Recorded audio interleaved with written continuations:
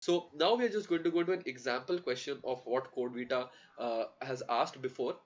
And this was asked, I think, back in 2016, though I could be wrong, but it's mostly asked in 2016, this question. It's a very short question.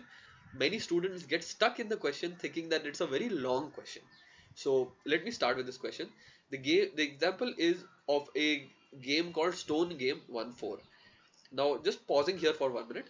Uh, Stone Game 1-4, these kind of questions, TCS CodeVita loves to ask these questions. What happens in these questions is that you are given a game and you're told the rules of a game, and you're supposed to solve that game based on the rules of the games. So what they're asking you to understand is the rules of the game, who starts first, who will win, and you have to tell the computer who is actually going to win. So here you have to understand two, three things. You have to understand what are the rules of the game, uh, how someone can get qualified or disqualified in that game, and other such things. And we look at one of this example, but again, just focus very clearly on the rules of the game. All right. So you are given two users or two contestants. One of them is name is Alice, another one's name is Bob. And a detailed tutorial of this is also available on edyst.com, but I'll summarize this tutorial for you.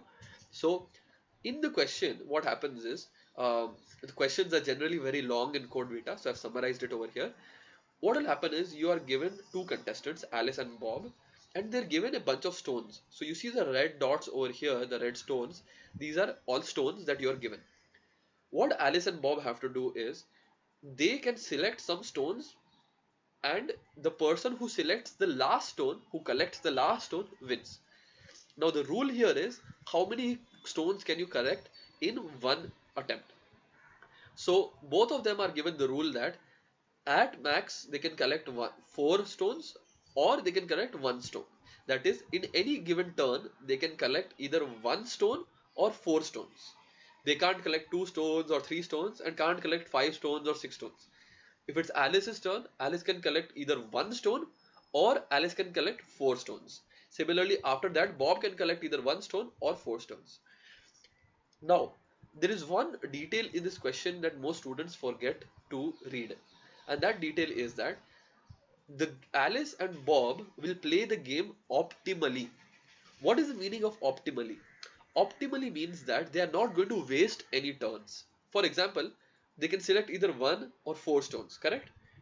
But it will not happen that both of them are selecting only one stone at a time.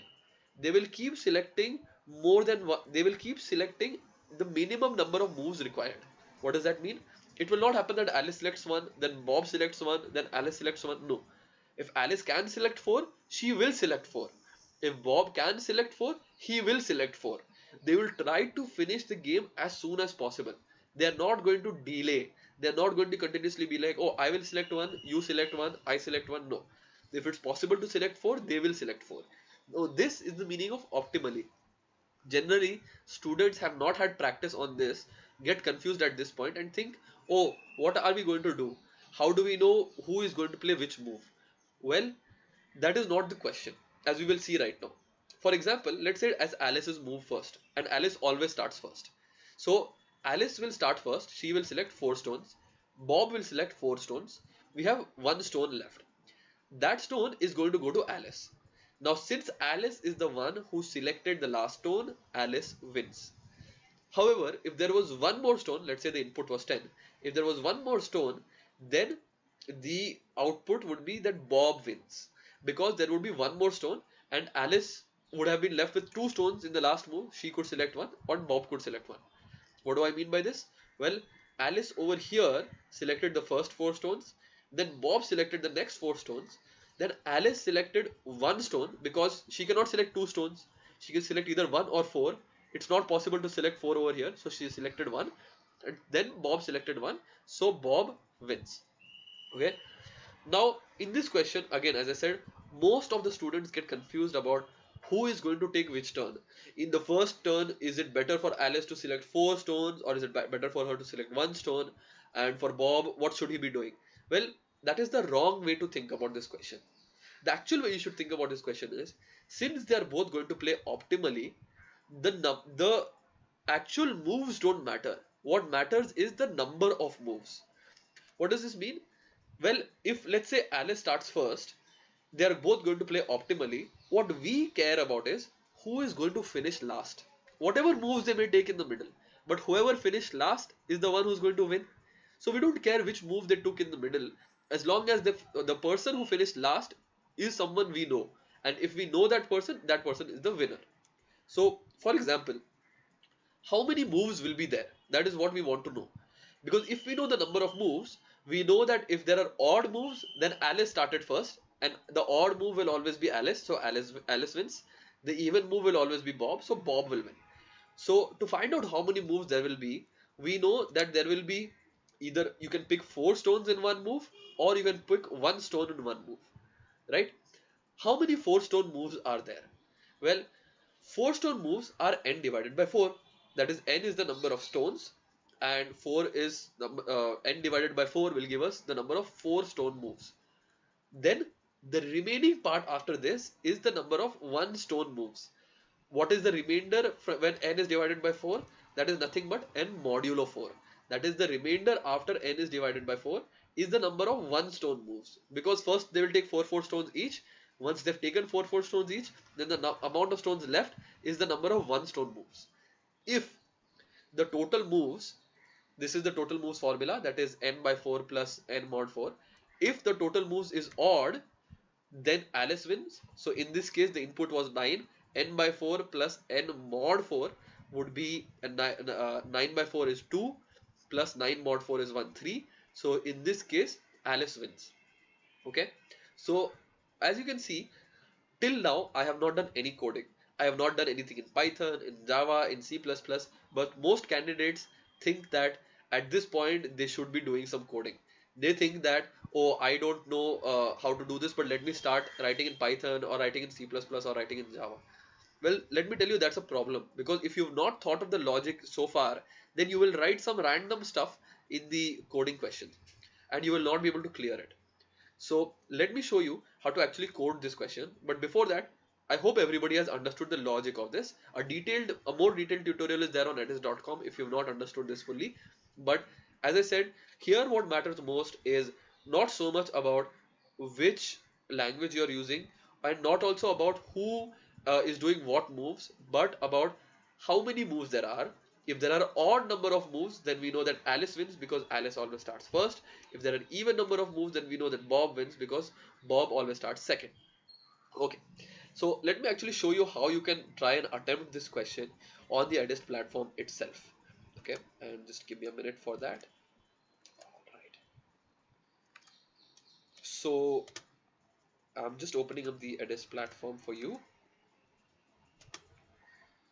Yeah, so this is the Edyst platform and this is how it looks. What we have done is we've kept one free module for you so that you can go in and attempt all of the questions that are for free, and the Stone Game 1.4 is one of the free questions. We have already had about 120 people actually complete this free module. So those of you who have not, please go ahead and do it. You are missing out on the basic practice for CodeVita. So this is the Stone Game 1.4 question and I've already completed it, but yeah, let me start. The first thing about the Edyst platform is that the question will be given over here, and the question is a description of what I just told you. So when you're doing the question yourself, please read the question description fully. I am not going to read the description because I've already read it before. But couple of things that we should note is the input format. So the input format is that the first line starts with T, which is the number of test cases, and each test case will contain N, the number of stones. Okay, that's all we need right now. So before I even start coding, for those of you who don't know this, you can select the language you want. On the Edyst platform, you can do it in Java, C++, Python, and even C. By tomorrow, C also will be live for you, so you can actually start doing the codes on C. In fact, your C codes will compile with C++ also, but you can choose any one of these 3 languages of your preference. I am more well versed in Java, so I will be going ahead with Java right now. Okay. So let me write the code for this right now. All right, 1 minute. Yeah. So first things first is even writing the basic parts of Java, and I'm going to import all of the libraries that I need over here. Then I will write my basic class. On the Edyst platform, all of your class names should be main, and then I will write my main method. So this is the very basics. If you are in if you are in C, C++, you have a different code for this. If you are in Python, then you don't even have this much code. So it depends on your language, whatever you write. But if you know a little bit of programming, you will be able to follow what I am talking about here. So now that I've written the basic code, that is just the starting part. The first thing I need to take, which is in input format, is I have to start. The first line starts with T, which is the number of test cases, and each test case will contain n number of stone. So now that I have to take input, I have to write a scanner.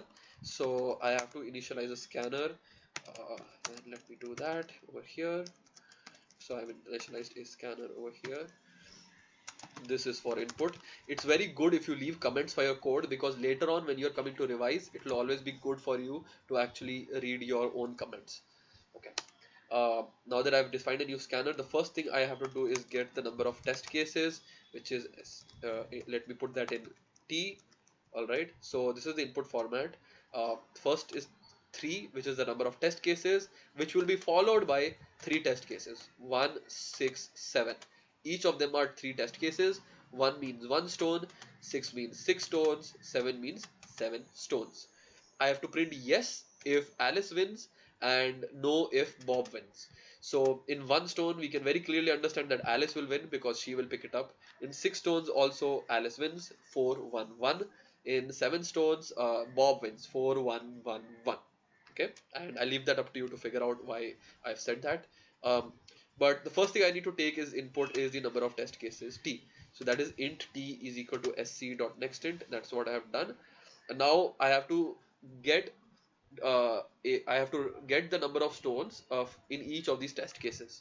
So let us write a loop that for each of these to take the input of these test cases and to run the logic for each of these test cases. So this is my loop. I will run it T times. And I'm running the code T times. So next thing I have to do is actually take the number of stones over here, which I've done here. Okay. Now if you go back to our logic, what we said was, once we know the number of stones, we need to figure out 2 things: the number of 4 stone moves and the number of 1 stone moves. So the number of 4 stone moves, and we will call it 4 moves, is equal to n divided by 4. That is what we decided. And the number of 1 moves is whatever is left after n divided by 4, which is n modulo 4. Okay. So now that we have that, what we need to do is actually find out how many total moves there will be. And the total number of moves here is nothing but 4 underscore moves plus 1 underscore moves. See how I have specifically chosen the variable names to be very descriptive. CodeVita also actually cares about how nicely you're writing your code. So make sure you write your variable names to be very descriptive, very detailed, because even when you go and read your code again, it should make sense to you. A lot of candidates just write int a is equal to 4, int b is equal to 3. That doesn't make a lot of sense when you try to read the code again. So I've got my total number of moves, and what we need to check right now is if total underscore moves is even, then we know that Bob has won. So in the case of even moves, we know Bob has won, and if Bob has won, we have to print out no. And if the total moves is odd, that is what I'm doing here, then I have to print out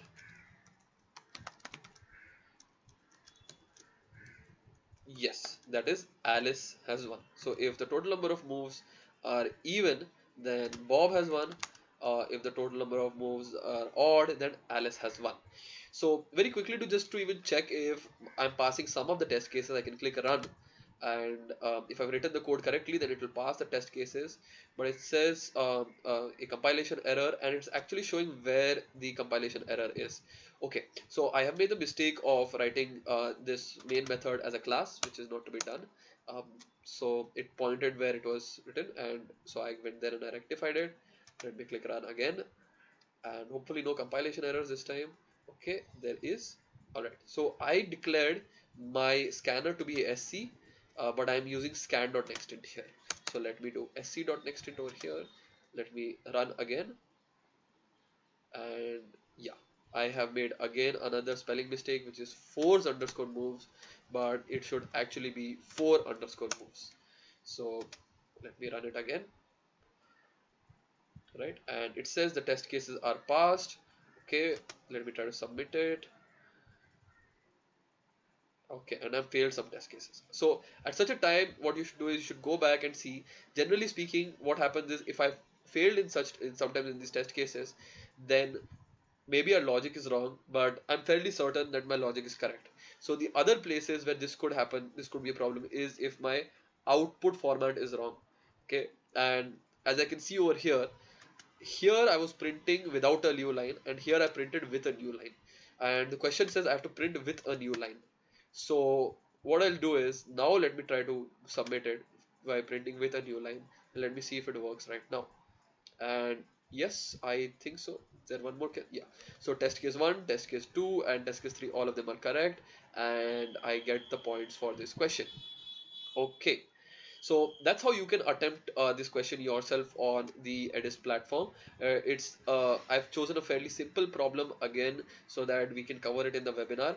There are much more complicated problems when you actually go to the TCS CodeVita, the CodeVita practice tests, and we have all of those um, syllabus for you over here. That is things like arrays, strings, graphs, maths, calculations. So all of that has been prepared for you to actually go ahead and practice by yourself. Excuse me. So just summing up what we've done so far, um, as we discussed, this was the logic, and we implemented that logic, and we got the correct answer. Um, for you to actually get the correct answer, you need a lot of practice, and all the questions will not be so easy. Uh, Even this question was not easy. Because we got the logic, that's why it was easy. If you didn't know the logic, then it would take you a lot of time to actually figure out. Okay, so just lastly, uh, just recapping of what all we did so far, and then we're going to open it up to question and answer. So what we've covered so far is, number one, even before you begin your CodeVita preparation, you should start revising your programming concepts. Don't even start the CodeVita preparation without programming concepts revision. And I'm not saying that you have to revise your entire subject, but what you should revise are things like loops, arrays, strings, 2D arrays, all of those things. Right? Please prepare all of those conditionals. Those kind of things should be ready. Minimum of 80 questions you should practice. At Edyst.com, we've collected all of the past few years questions, and we have about 80 questions on the platform. This is the least you should be able to practice it. Without practicing this, if you go to CodeVita, then your chances become very low.